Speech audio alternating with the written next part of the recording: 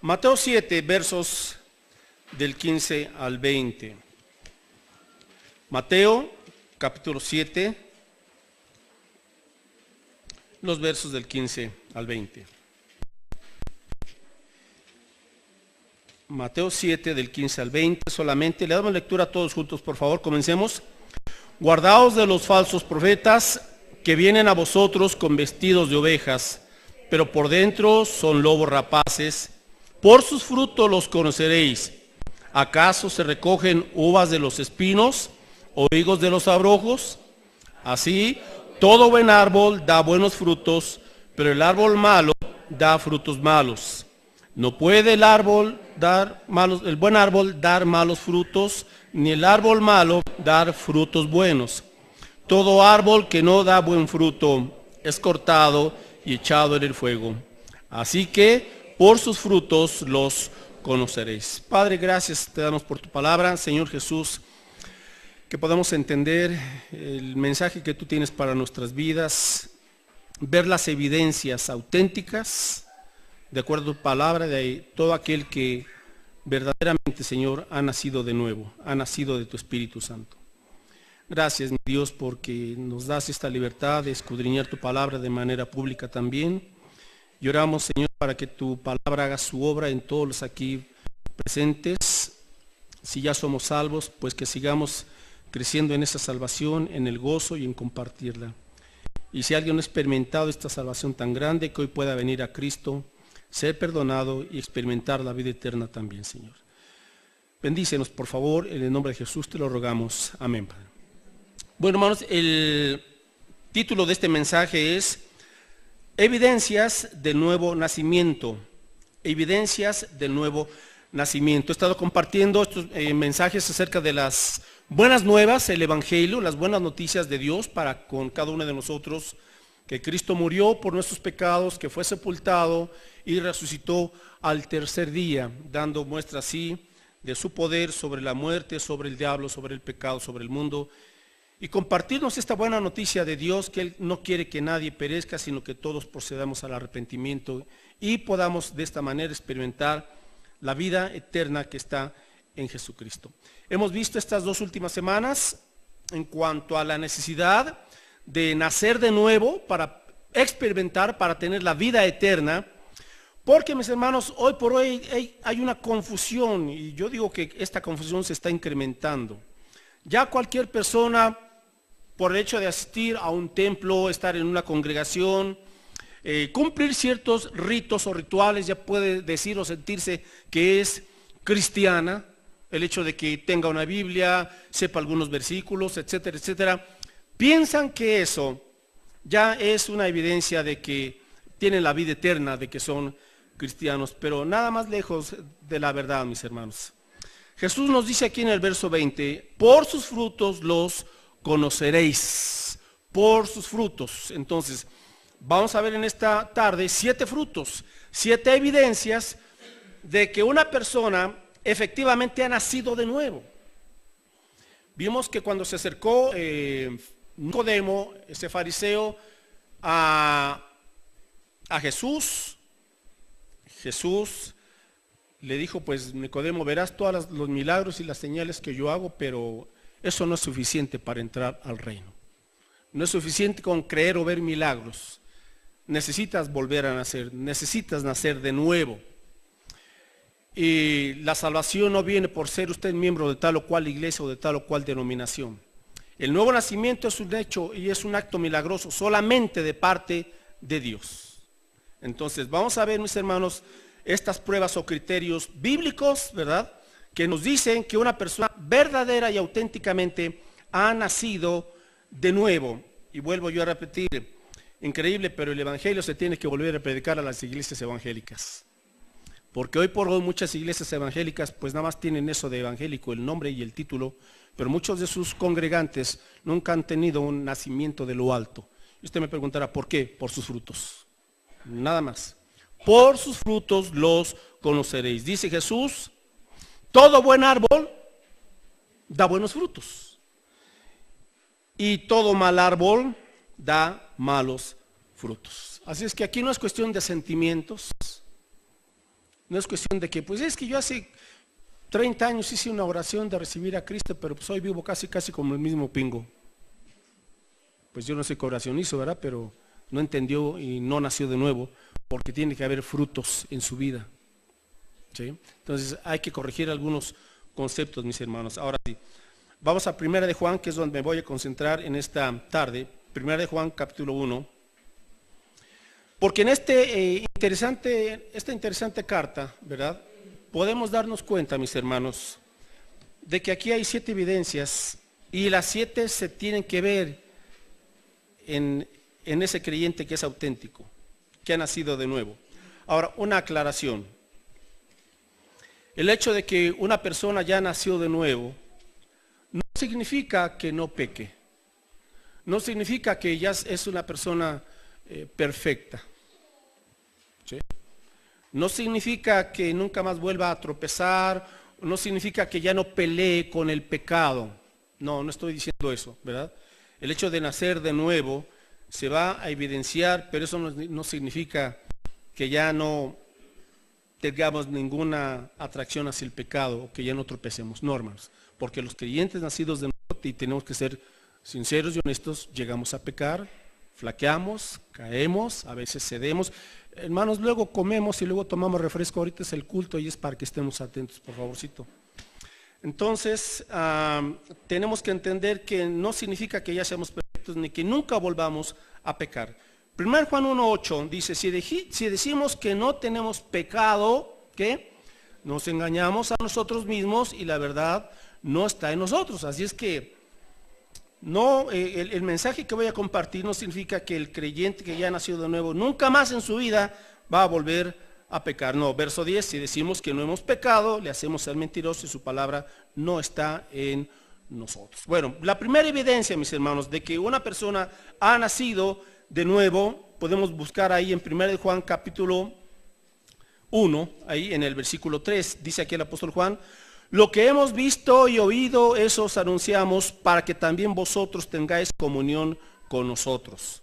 Y nuestra comunión verdaderamente es con el Padre y con su Hijo Jesucristo. Entonces la primera evidencia de que alguien ha nacido de nuevo es que ahora tiene que comunión verdaderamente con el Padre y con su Hijo Jesucristo. Así es que tendríamos que preguntarnos, si he nacido de nuevo, ahora mi vida busca tener ese compañerismo con Dios, con el Señor Jesucristo. Es decir, ahora durante la semana yo quiero tener más de ese disfrute de la presencia de Dios. Me relaciono con Él, me comunico con Él. Ahora disfruto de su amor, de su gracia, de su confianza, de su compañerismo. O vengo solamente el domingo como un ritual, pero el resto de la semana me olvido de Dios. Nuestra comunión verdaderamente es con el Padre. Quien ha nacido de nuevo, mis hermanos, busca ahora estar bien delante de Dios. Busca agradar al Padre, busca amarlo, busca conocer mejor a Dios, mejor a Cristo. 1 de Juan 5:1, por favor, también tenemos aquí este texto. Todo aquel que cree que Jesús es el Cristo es nacido de Dios. Y todo aquel que ama al que engendró, ama también al que ha sido engendrado por él. Es decir, eso es el amar a Dios. Pregunta, ¿ama usted a Dios? No de palabras, de hecho, ¿lo ama ahora con su corazón? Usted busca ahora, nadie le dice, ¿ya tuviste tu comunión con Cristo? No, hermanos. Ahora el creyente que ha nacido de nuevo, por cuanto tenemos una nueva naturaleza, esa naturaleza de Dios nos impulsa a amar a Dios, a conocerlo, tener compañerismo con Él durante la semana. No nada más un ratito aquí a la hora del culto, hermanos. ¿Ama usted a Dios? ¿Disfruta usted de ese compañerismo y esa comunión con Cristo? Ahora, ¿por qué partimos de aquí? Si no partimos de este primer punto de amar y tener comunión con Dios, entonces lo demás, mis hermanos, tendrá que ser algo como que obligatorio y algo como que nos están imponiendo. Y no, hermano. Ahora el creyente que ama, porque ama, tiene iniciativa y busca amar y servir y tener esa comunión con Dios. Es una experiencia y un gozo estar en comunión con Dios. Si usted es de los que, tengo que ir a la iglesia, perdóname, pero usted no tiene que venir a la iglesia. Usted anhela congregarse con el pueblo de Dios para exaltar el nombre del Señor. ¿Esa es su experiencia? Usted, ya llegó el domingo, qué flojera, pues mejor me voy a pasear y aquí. Bueno, pues si esa es su intención y su deseo, prefiero el trabajo que a Cristo. Bueno, eso es lo que su naturaleza le está dictando, entonces tiene que ser bien honesto y bien honesta para ver si realmente usted ahora disfruta. Ahora, hermanos, ¿por qué? Porque a Dios se le disfruta. Por cuanto aquello a lo que usted ama, cuando usted ama a alguien, usted quiere estar ahí porque ama. Entonces, así es con Dios. Por cuanto hemos experimentado y probado su amor, entonces queremos estar en comunión en la semana, mis hermanos, con Cristo, con Él. Primera evidencia, memorícela o escríbala, por favor. Número 1, aman a Dios y disfrutan de esa comunión con Cristo. Segunda evidencia, vamos a Primera de Juan, capítulo 2, versículos 3 y 4. Primera de Juan, capítulo 2, versículos 3 y 4. Y en esto sabemos, observe, y en esto sabemos que nosotros le conocemos si guardamos sus mandamientos. El que dice, yo le conozco y no guarda sus mandamientos, el tal es mentiroso y la verdad no está en él. Hay mucha gente que dice, sí, yo soy cristiano, sí, yo soy bautista, presbiteriano, pentecostés, pero nunca se paran por la iglesia, no guardan los mandamientos de Dios, ni los conocen, pues, para empezar, ¿verdad? Entonces, la segunda evidencia, los que han nacido de Dios guardan sus mandamientos. Ahora, busca el creyente obedecer la palabra de Dios. Una vez más, leo 1 Juan 2, 3.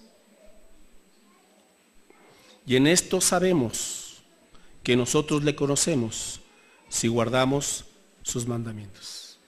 Si alguien dice, yo le conozco, pero no guarda sus mandamientos, pues la escritura es muy clara y le dice, eres mentiroso. Aunque tengas parientes y toda tu familia sea cristiana, si tú no te agradas en guardar la palabra de Dios, no has nacido de nuevo, ¿verdad? Porque el amor de Dios, mis hermanos, se expresa en obediencia, en esa obediencia. Y lea 1 Juan 5.3, algo muy interesante. 1 Juan 5.3, pues este es el amor a Dios, aquí está. Y observe, no son sentimientos. A veces, mis hermanos, el amor a Dios se malinterpreta y la gente necesita ambiente como que para entrar en qué. Y necesita un escenario bonito y un entorno que le inspire. Perdóneme, los creyentes no tienen ese entorno inspirador para que despertar en ellos su espíritu y buscar a Dios. Y ahora en muchos lugares el entorno es lo más importante y la música y dramas y aquí y allá para espérese. Dios no necesita esos entornos para amarle. Yo me pregunto, los primeros cristianos de la iglesia primitiva, ¿cuál era su entorno para ser fieles a la palabra de Dios? ¿Sabe cuál era su entorno? Persecución, cruces en donde los amarraban, les ponían brea y los encendían. Ese era el entorno de adoración de los creyentes auténticos. Pero ahora la gente va pues ¿quién es el artista preferido? Y a ver si voy a... ¿Qué me interesa el artista cristiano preferido? A mí me interesa es Cristo. Adorarle a Él, buscarle, servirlo, amarlo. Como dice aquí la Escritura. Quien ama a Cristo entonces, ¿verdad? Estamos en esta segunda evidencia, verso 3.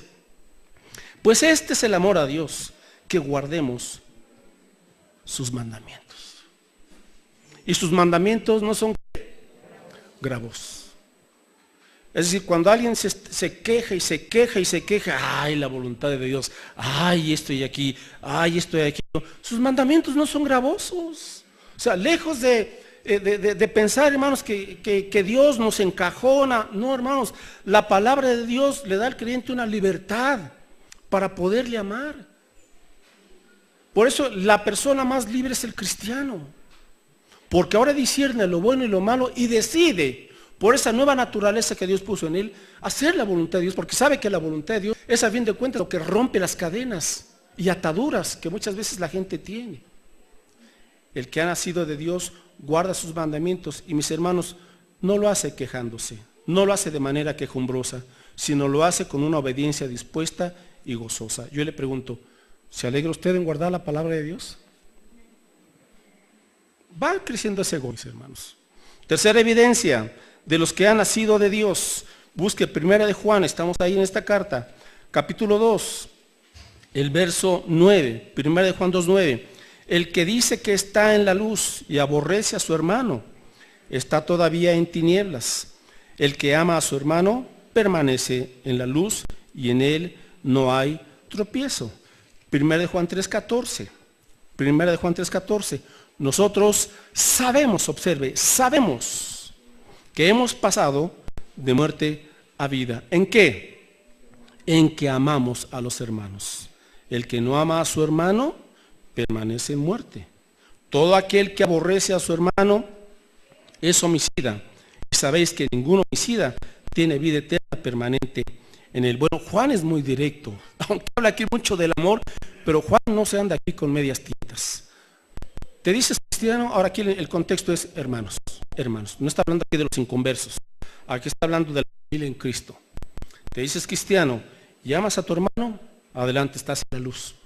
Sabemos que has pasado de muerte a vida. ¿Por qué? Porque ahora tienes un amor por tus hermanos en la fe. También Juan dice, tú te dices cristiano, pero aborreces a tu hermano. ¿Sabes qué? Todavía estás en tinieblas. No has nacido de nuevo. Y no es salvación por obras, es salvación por fe. Pero donde hay fe, hay amor. Y hermanos, entonces aquí el asunto es la tercera evidencia.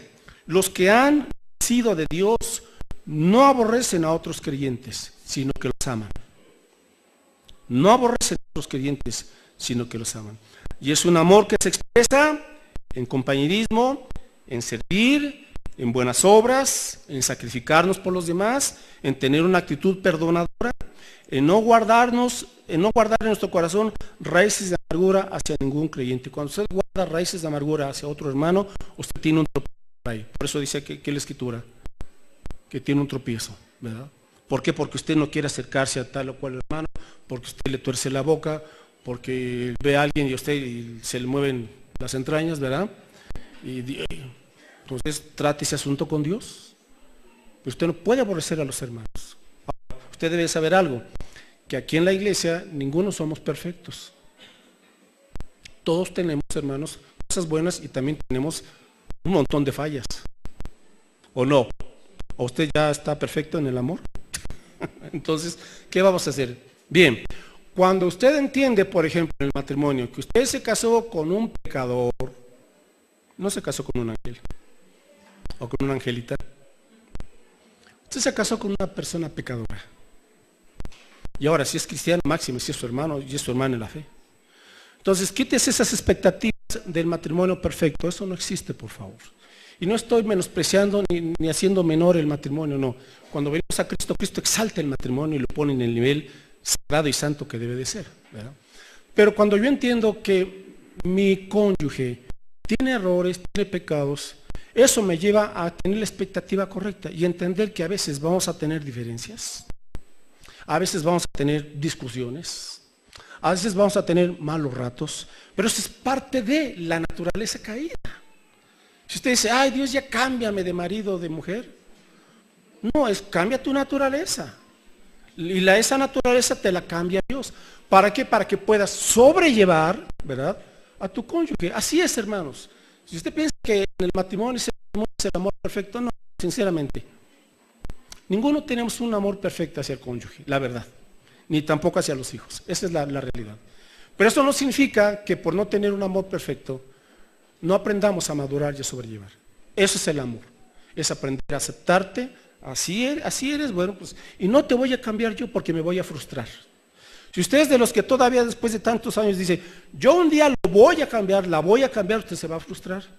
Porque el único que va a cambiar a su cónyuge y tiene el poder para hacerlo, ¿quién es? Es Dios, no es usted. No es con pleitos, no es con gritos, no es manipulando. Es con oración, pidiéndole a Dios que transforme la vida de su cónyuge y también la de los hijos. Igual, hermanos, no podemos nosotros cambiar a los hijos, los educamos, oramos por ellos, les damos el ejemplo, pero es Dios quien va a transformar la vida de los hijos. ¿Qué más podemos hacer nosotros? Así es que no llenarnos de amargura, no llenarnos de rencores, no aborrecer a ningún hermano, porque somos hermanos en Cristo. Así es que si hay un hermano o hermana en la fe a quien a usted le cuesta trabajo aceptar, pues más vale que le ame, porque ella sabe entonces en dónde está. Usted no puede estar rodeando a un hermano en la fe. Y si tiene esa situación complicada, doble su rodilla y pídale a Dios: Señor, sáname, ayúdame a perdonar, ¿verdad? Y a madurar a través de esta relación difícil. Que tu amor fluya a través de mí. Algunos hermanos a veces se equivocan y dicen: es que ya no aguanto este hermanito, me cambio de iglesia. ¿Y cuántos? Parecen chapulines, un montón de hermanitos, ¿verdad? En todas las iglesias, cambian de iglesia en iglesia. Este hermanito me cae mal. No, y acá, el pastor no lo aguanto. Y pum, ya andan por aquí, por allá, buscando la iglesia perfecta. Y la iglesia perfecta aquí en la tierra no la hay, solamente allá en el cielo. Mientras estemos aquí, amados hermanos, tenemos que amarnos, perdonarnos, sobrellevarnos, servirnos y madurar y entender que somos un equipo y que estamos en Cristo Jesús. Pero si ha nacido usted de nuevo, usted va a aprender a amar. Porque amar se aprende amando. No hay de otra. Es que los que han nacido de Dios no aborrecen a sus hermanos, sino que los aman. 4, la cuarta evidencia. Son 7, hermanos. 7, vamos con la cuarta evidencia. Los que han nacido de Dios no aman al mundo, no lo vencen. 1 de Juan 2:15. 1 de Juan 2:15 dice aquí la escritura: no améis al mundo, ni las cosas que están en el mundo. Si alguno ama al mundo, el amor del Padre no está en él. Otra vez, qué claro y qué directo y qué contundente es Juan. Para Juan no había tibio, o eres frío o eres caliente, ¿verdad? Si amas al mundo, entonces tienes que entender una cosa: que el amor del Padre no está en tu vida, o sea, no has nacido de nuevo. Verso 16, para ser más específicos. Porque todo lo que hay en el mundo, ¿y qué hay en el mundo? Dice aquí: los deseos de la carne, los deseos de los ojos y la vanagloria de la vida no proviene del Padre, sino del mundo. Y el mundo pasa, y sus deseos también, pero el que hace la voluntad de Dios permanece para siempre. Entonces Juan nos dice, hermanos, ¿qué es el mundo? El mundo es un sistema, ¿sí? Es un sistema el cual está gobernado por, adivine quién, 1 Juan 5:19. El mundo es un sistema que incluye cultura, entretenimiento, educación, trabajo, política, artes, literatura, ciencia. Muchas cosas que están en el mundo están siendo orquestadas y dirigidas. ¿Por quién? 1 Juan 5:19. ¿Por quién? Observe lo que dice Juan. Sabemos que somos de Dios. Sabemos. Y luego dice, ¿y el mundo entero está bajo quién? Ahí está. El mundo entero. Entonces, el mundo entero es un sistema a través del cual, hermanos, Satanás está engañando a la gente a través de religiones también, obviamente, ¿verdad? Y de muchas cosas para que la gente no comprenda el evangelio y no rinda su vida a Cristo. Esa es la estrategia de Satanás, engañar al mundo. A otros su estrategia es atraerlos a través de la vista, porque dice aquí los deseos de los ojos, los deseos de la carne. Lamentablemente estamos siendo inundados, hermanos,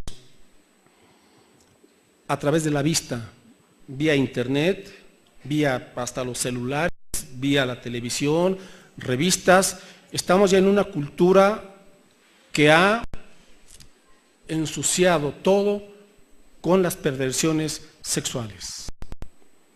Todo es sexo, hasta el oído. Escuche usted la música reggaetonera y todos esos estilos, en su gran mayoría las letras son letras que están violando los mandamientos de Dios y hablan de la sexualidad de una manera sucia y vulgar. Y hay muchos jóvenes que están escuchando esas canciones y esas letras porque son muy rítmicas y su melodía es muy pegajosa, y aquí y allá, verá como esa melodía de Despacito, que es una basura al 100% y del mismo diablo del infierno. Y muchos jóvenes ahí le están cante y tarareando. Lo que están tarareando y cantando y todo eso, pues es una escena sexual.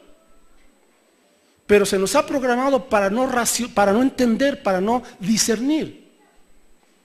Ahora la gente se la ha acostumbrado solamente a lo sensual, a la emoción, al sentimentalismo, a un romanticismo carnal, ¿verdad? Para que la gente no discierna. Satanás entonces está usando todo ese tipo de situaciones. Ahora el apóstol Juan, no ames al mundo. Estamos en el mundo. Jesús dijo, Padre, no te pido que los quites del mundo, sino que los guardes del mal. Entonces, mis hermanos, todos tenemos luchas en este mundo, porque el mundo va contra la palabra de Dios y el mundo quiere desviar al creyente y otra vez esclavizarlo con antiguas prácticas, costumbres, etcétera, etcétera. Así es que, verso 16, los deseos de la carne, los deseos de los ojos, la vanagloria de la vida. ¿Cuántas personas dicen, no, yo no, Cristo, mejor yo quiero ser famoso, famosa, ¿verdad?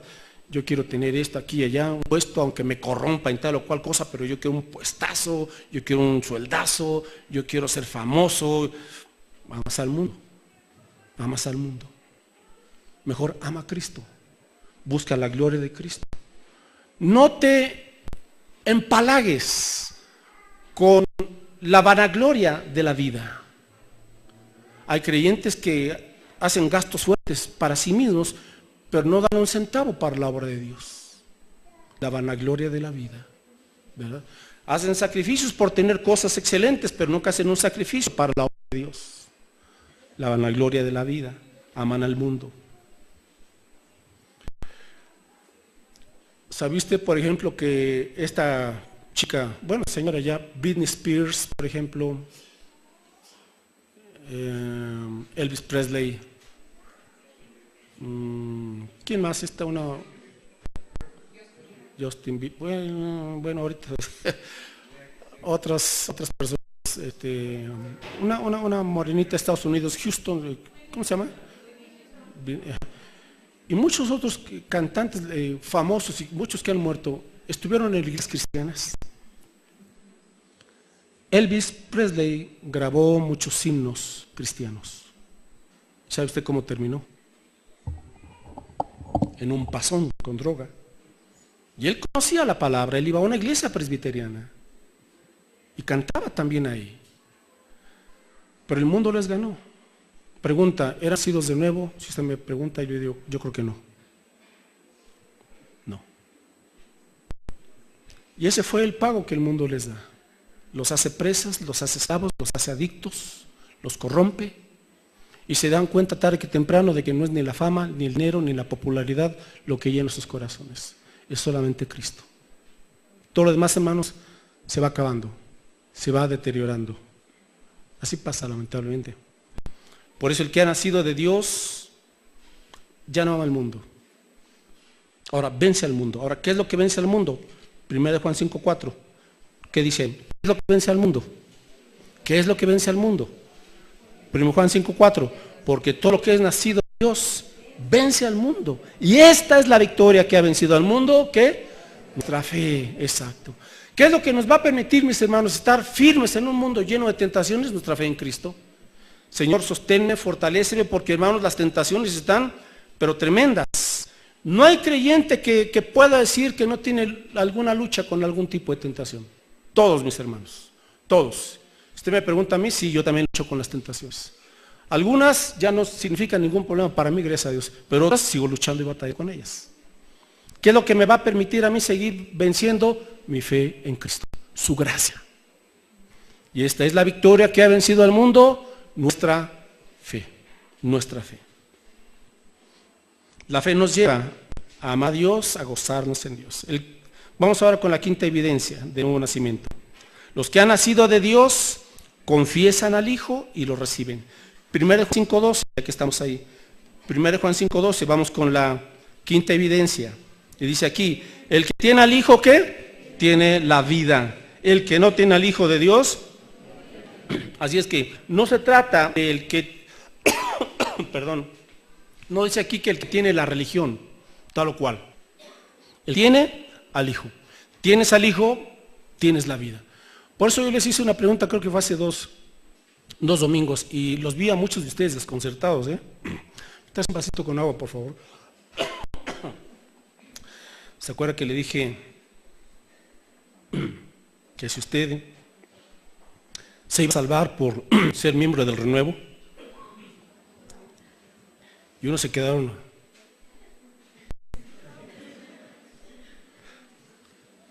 Y efectivamente, usted no se salva por ser miembro del renuevo. No, claro, no, pues no. Buena pregunta. No, claro que no. Usted no se salva porque lo bautizó el pastor, o porque lo bautizó el hermano César, o Gerardo, no. ¿Por qué se salva usted? ¿Porque firmó el libro de miembros de la iglesia? Usted se salva porque tiene al Hijo, a Jesucristo. ¿Sí capta el asunto? Creo que sí. Amén. Tiene al Hijo, tiene la vida. No tiene al Hijo, no tiene vida. Así sea el mismísimo pastor. Así sea el mismísimo pastor. Necesita volver a nacer. ¿Y sabe usted que hay muchos pastores que no han nacido de nuevo? Sorpréndase. Así es, lamentablemente.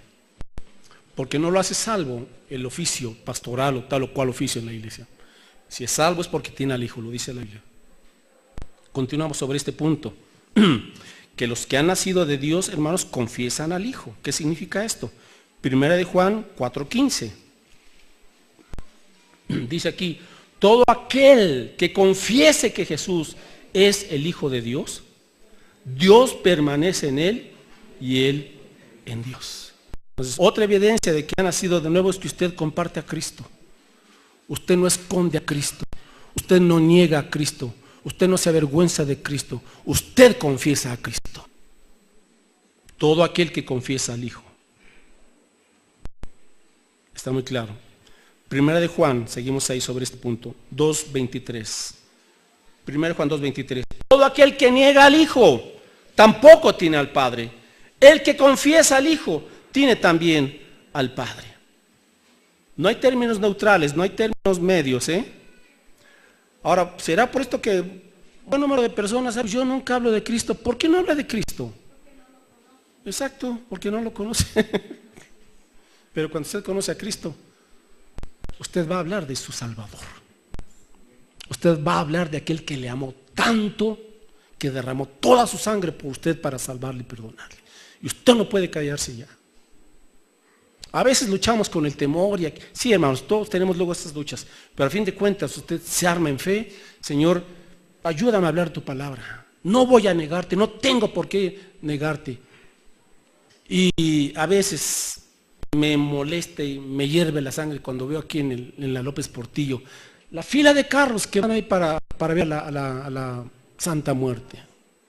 Y la tienen ahí a cuatro vientos, anunciando su ocultismo, su hechicería. Y los cristianos, ¿qué, mis hermanos?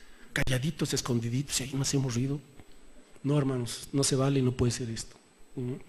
Tenemos que anunciar a Cristo, hoy más que nunca, con confianza, con valor, con denuedo. Si lo negamos constantemente, pregúntese y cuestiónese, Señor, ¿eras nacido de nuevo? ¿Por qué no habla de Cristo? Quizás porque no tiene nada que contar de Él. ¿Será porque no le ha transformado? ¿Será porque usted no ha entregado su vida verdaderamente? Porque donde hay el nuevo nacimiento, hay una transformación y hay un cambio de vida. Testifiquemos de Cristo. La penúltima evidencia, los que han nacido de Dios no practican el pecado. Primera de Juan 3:8. No practican el pecado. Observe que no está diciendo aquí que ya no pequemos, no practicamos ya el pecado. Primera de Juan 3:8. El que practica el pecado es el diablo. Porque el diablo peca desde el principio. Para esto apareció el Hijo de Dios, para deshacer las obras del diablo. Todo aquel que es nacido de Dios no practica el pecado, porque el nacimiento de Dios permanece en él y no puede pecar porque es nacido de Dios. Va la pregunta, ¿ha notado usted en su vida que ha disminuido ese patrón de pecado? O sea, cuando usted piensa años atrás y ahora, y usted puede evaluar sinceramente, sí, Señor, mi vida ha ido mejorando gracias a ti. Ya no peco con la frecuencia que antes. Inclusive, Señor, ya no me gusta pecar, aunque a veces la debilidad me gana. Y hermanos, tenemos que ser sinceros, a veces la debilidad no gana, sí es cierto. Porque esa naturaleza todavía está crucificada. Dios no la sacó, está ahí, tenemos que luchar todavía con este. ¿Sabe usted que el cuerpo se quedó habituado a ciertos hábitos de pecado? Y depende de cuáles fueron las situaciones anteriores, el cuerpo va a seguir buscando ese tipo de patrones, porque el cuerpo todavía no ha sido redimido. Será redimido cuando Cristo venga, ¿sí? Hasta entonces este cuerpo será hecho perfecto. Mientras aquí, mis hermanos, tenemos que cargar con este cuerpo bello y hermoso. Ni modo, así es. Pero, ¿qué inclinaciones tiene? Y todos tenemos luchas, todos los creyentes tenemos lucha aún con esas inclinaciones. Pero tenemos la promesa del Señor de que tenemos su naturaleza, tenemos su Espíritu Santo y es el que nos ayuda a vencer. A veces caemos. Observe que dice el que practica. ¿Qué significa esto? Pues ya es un hábito y un hábito y un hábito y un hábito. Entonces hay que ver si ha nacido de nuevo. Pero observe lo siguiente, 1 Juan 1:8. Porque alguien podría irse a otro extremo. Entonces los cristianos ya no pecamos. No, eso no dice la Escritura. ¿Qué dice 1 Juan 1:8? Si decimos que no tenemos pecado, nos engañamos. Entonces todavía batallamos con el pecado, mis hermanos. No importa cuántos años tenga usted de cristiano. Así usted puede tener 30, 40, 50 años en el Evangelio. Hasta que Cristo venga, usted va a tener que estar luchando con el pecado. Pero usted cuenta con la promesa del poder del Espíritu Santo. Ahora, una noticia. 1 Juan 2:1. Dice ahí, hijitos míos, y estas cosas os escribo para que no pequéis. Pero si alguno hubiere pecado, o sea, ya lo da por hecho, sí, vamos a caer, vamos a flaquear. Si alguno hubiere pecado, ¿qué? Abogado tenemos para con el Padre, a Jesucristo el justo. Amén. ¡Qué bendición! Caemos, bueno, hermanos, el hecho de que caigamos los cristianos no significa que Dios nos ame menos. Escuche bien esto. Y no estoy restando la importancia a la cuestión del pecado y de la santidad. Pero el hecho de que fallemos, hermanos, gloria a Dios por su gracia. Para eso es la gracia de Dios. Y no me malentienda. Usted no sabe las veces que todavía vamos a caer de aquí antes que venga Cristo. Usted no sabe que, o sea, usted piensa que Dios no sabe cuántas veces vamos a caer todavía. Ya sabe. ¿Cómo se llama? Su gracia. Su gracia. ¿Qué hacemos? Aborrecemos el pecado. Queremos ahora hacer la voluntad de Dios. Y si caigo, su gracia. Le pido, le confieso, me arrepiento y sigo. Si usted cayó en tal o cual cosa, el diablo inmediatamente le va a decir, vete, ya no tienes perdón de Dios, retírate. Pero usted es cristiano, el Espíritu Santo que habita en usted le dirá, ven al trono de la gracia. Hay perdón, hay misericordia, hay restauración, hay ayuda. Adelante. Amén, hermanos. Amén. Amén. Ya no amamos el pecado, caemos todavía. 4 razones, rápidamente voy a ver esto. Número 1, ¿por qué vivimos en santidad? 1 Juan 3:5, porque la obra de Cristo, por la obra de Cristo, lo que logró con su muerte. La obra de Cristo rompió las cadenas de esclavitud. Número 2, 1 Juan 3:6, porque su vida es permanente en mi vida. Permanecemos en Cristo y Él permanece en nosotros. Tercera razón para vivir en santidad, 1 Juan 3:8, porque Cristo vino para destruir, para deshacer las obras del diablo.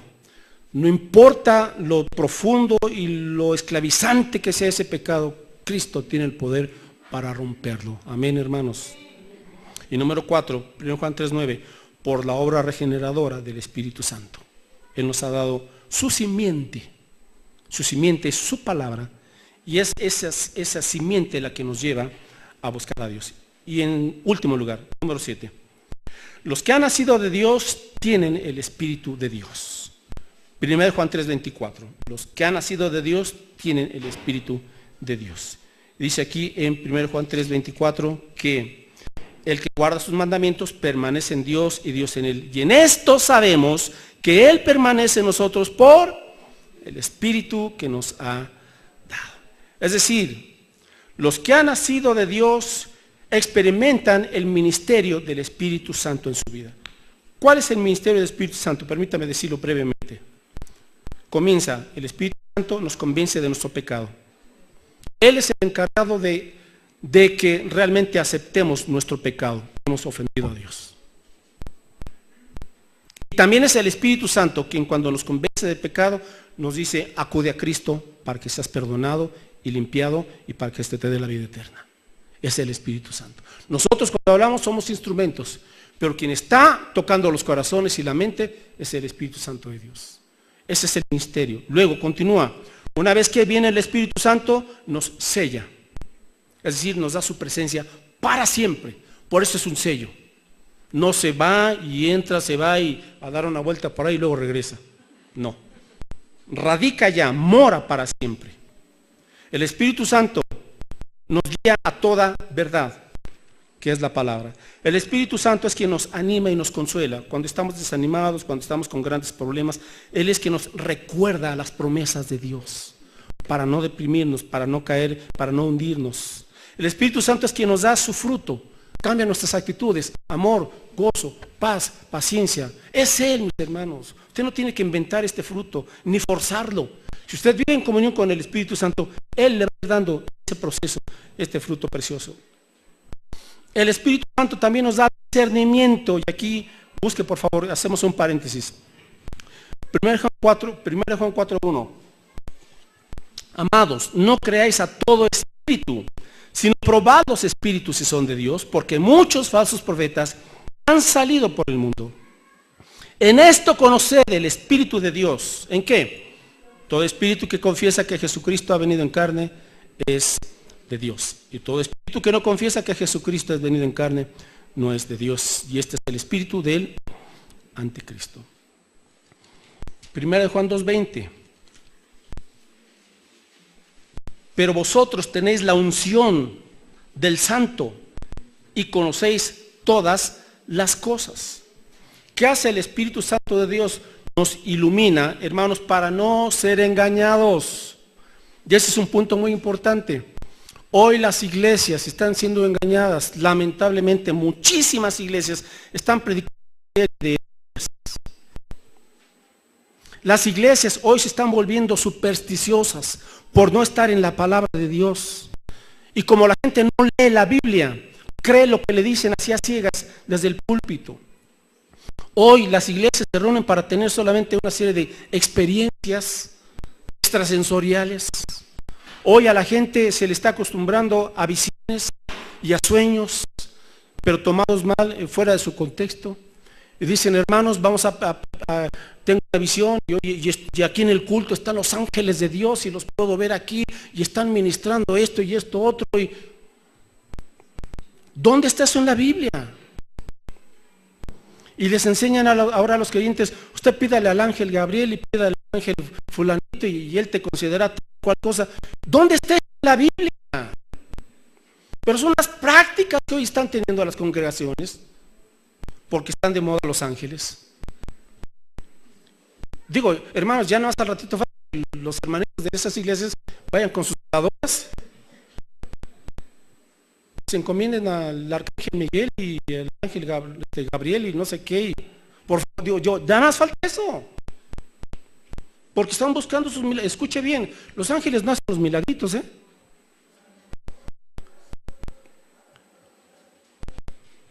Tampoco usted tiene que decirle: Dios, manda a tus ángeles que guarden a mi familia.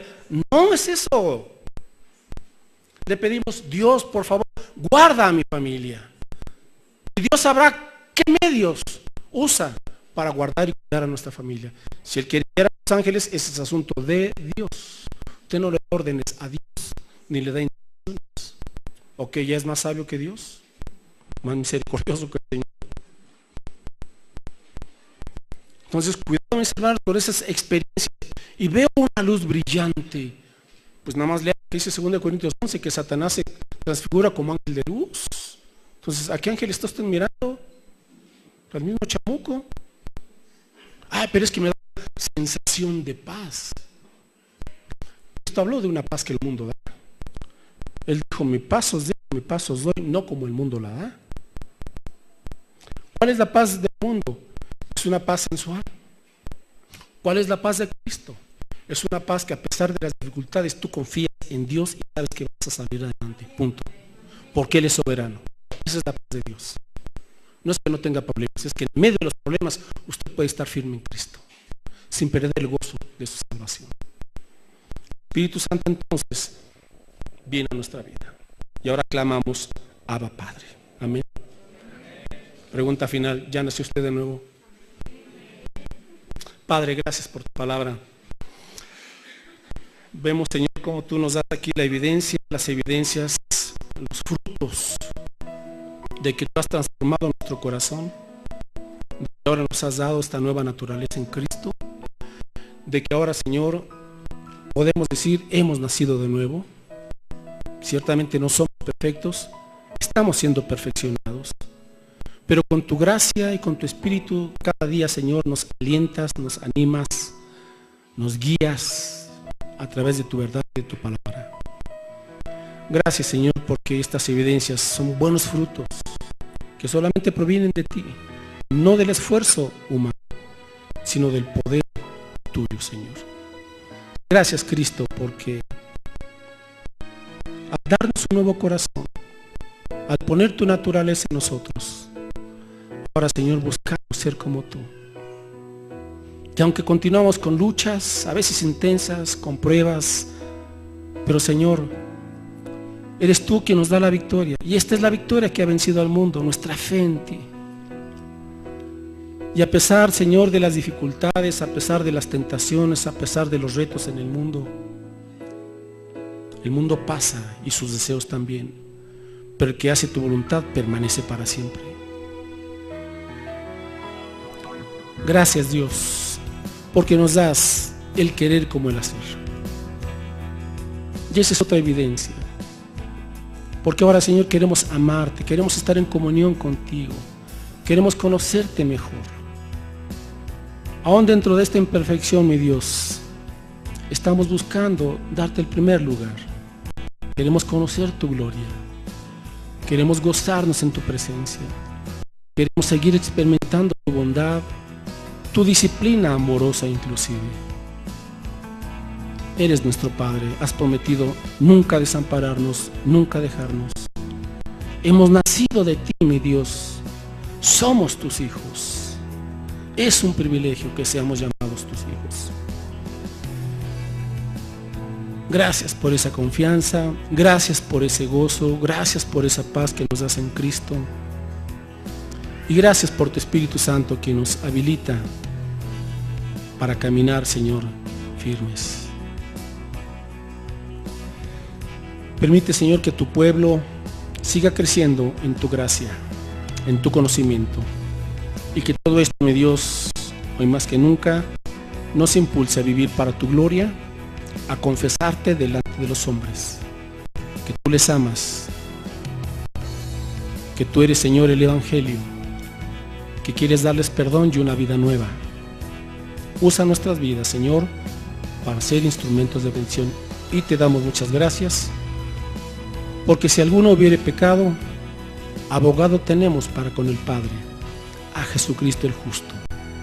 Gracias por tu restauración, gracias por tu perdón, gracias por tu limpieza y gracias por tu poder, en el nombre de Jesús.